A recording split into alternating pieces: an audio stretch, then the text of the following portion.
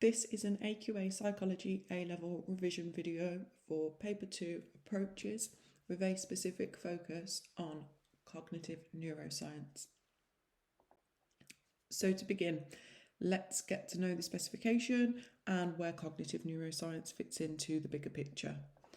So you'll see on the specification, it is down as the emergence of cognitive neuroscience, and that sits within the subtopic of the cognitive approach. So what the examiners are looking for here is an understanding that students gain in terms of the role the cognitive approach has had on cognitive neuroscience. So let's begin on breaking this word down, this phrase, cognitive neuroscience. So you can see this as three separate elements demonstrated by each of my arrows.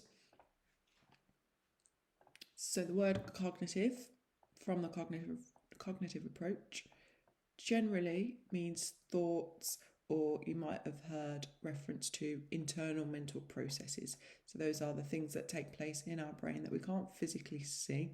They are internal, they are mental, and they are processes such as attention, memory, perception, thoughts. So the word cognitive is to demonstrate thoughts. Neuro, whenever you see this word, neuro you should recognise as meaning the brain. So already what we've got here is the connection, and cognitive neuroscientists are trying to explore what the connection is between thoughts and internal mental processes that can't be physically identified to the physical thing that is the brain. Then, of course, the word science just means the sort of systematic study, the scientific study of.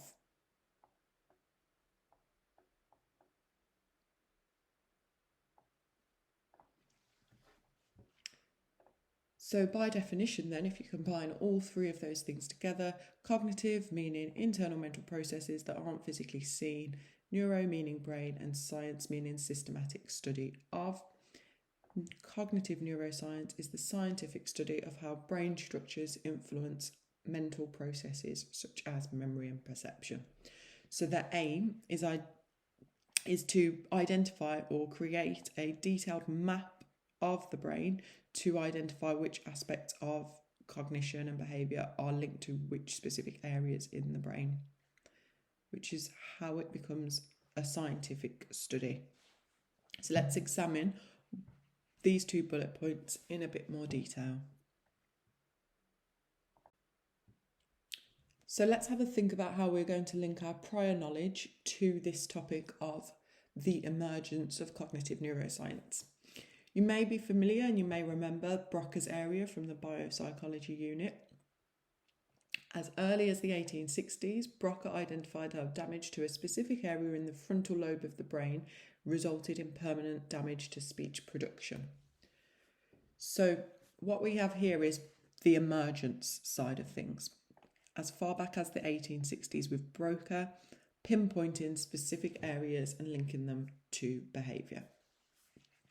Advances in brain scanning technology, such as fMRIs and PET scans, again, another link to biopsychology where you are expected to know about fMRIs, meant scientists were able to describe in more detail and more scientifically the neurological basis of mental processing, i.e., where in the brain each process is located.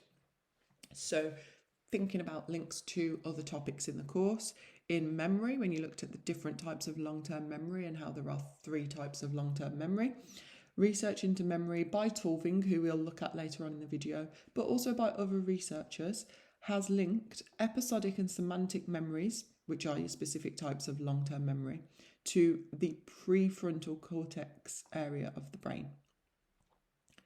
So helping to develop that mind map of mental processes. Furthermore, brain scans have also been useful, and we'll come back to this term useful later when we evaluate cognitive neuroscience, but brain scans have been very useful in establishing the neurological, the brain structural basis of disorders, such as OCD, which has been linked to the parahippocampal gyrus.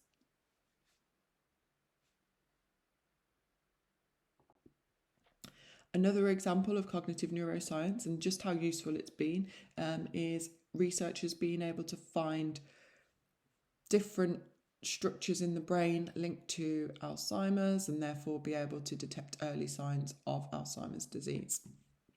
So if you have a look at this image, what you've got on the left here is normal levels of glucose metabolism in the brain. So that yellow and red colour here, just around the sort of outside perimeter of the brain. And then with a mild cognitive impairment, so something damaging but not as severe as Alzheimer's disease, what you'll see is that those levels of glucose metabolism have decreased. And then finally, compared to Alzheimer's brain, where it is significantly lower.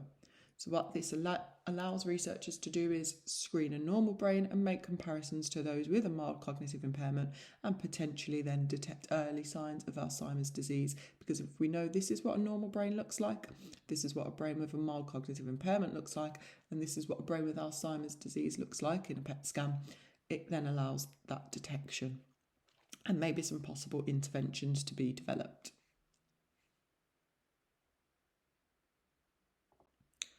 So a useful case study to know for cognitive neuroscience is that by Tulving. Now, again, thinking back to the memory topic, Tulving is the researcher that suggested there are 3 types of long-term memory, which you use as an evaluation point of the multi-store model, because Atkinson and Schifrin actually suggested there was only one type of long-term memory and that it was unitary. Tulving came along and suggested that actually there were 3: procedural, episodic and semantic. But how we're going to be linking Tulving to cognitive neuroscience is through, again, PET scans. So Tulving et al. Were able to show how the different types of long-term memory were located in different parts of the brain, specifically opposite sides of the prefrontal cortex. So again, this relies on your knowledge of biopsychology, knowing that the brain is made up of 2 hemispheres, the left hemisphere and the right hemisphere. So Tulving got participants to complete different memory tasks. So that was things like recalling a personal event to them, so episodic memory, or facts about history, what date did World War I start and finish. And their brains were scanned using a PET scanner whilst they were asked to complete these activities. So the findings were that the scans revealed episodic and semantic memories were both located in the prefrontal cortex. However, the interesting and the pertinent finding for this topic of cognitive neuroscience is actually they are located on different hemispheres of the brain. So while semantic memories were in the prefrontal cortex, they were actually in the left hemisphere. And whilst episodic memories are also found in the prefrontal cortex, they were found on the right hemisphere. So this study by Tulving can be used in 2 ways, depending on the question. It can be used as AO1 as a study into cognitive neuroscience, and it can be also used as AO3, worded effectively to demonstrate that there is strong scientific evidence for these cognitive neuroscience and for the idea that different internal mental processes, such as long-term memory, are located in the brain in different areas and do have a neurological basis, a brain structural basis. So we're going to move on now to look at some evaluation, some advantages and disadvantages of cognitive neuroscience. So this is the opportunity for you to pause the video, to recap what we have discussed in previous slides, and to think of some strengths and weaknesses of cognitive neuroscience, maybe in terms of the methods used, the developments it's led to, or any other possible advantages and disadvantages you can think of. Please bear in mind that cognitive neuroscience can appear as an 8 or a 16 marker in your exam.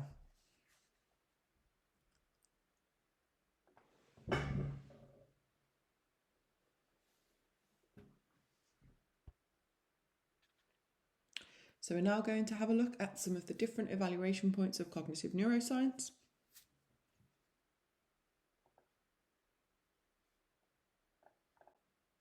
Starting with this idea that cognitive neuroscience is heavily scientific and objective in study. So using systematic brain scanning methods to provide evidence for the neurological basis of cognitions of internal mental processes, things like memory, attention, thoughts, OCD, depression, etc. So you've got very strong scientific evidence, which is of course an advantage. You can also then use your knowledge from biopsychology and the different brain scanning methods to further argue that point. However, you have to be very cautious that you don't then end up directing that Peel paragraph into strengths and weaknesses of brain scanning methods. They're two completely separate sort of fields. Secondly, the cognitive neuroscience approach has been very useful in demonstrating the brain is plastic and the brain has plasticity throughout a person's life. So this supports the role of nurture in the nature-nurture debate. Now this links to the biopsychology topic where you cover plasticity and functional recovery of the brain. But if we link that to the previous point, where we are exploring how brain scanning methods are scientific, these brain scanning methods, such as Maguire with the MRI scans demonstrating the difference in brains of London taxi drivers, they support the role of nurture in the nature-nurture debate, so bringing clear advancements there to psychology as a field of research.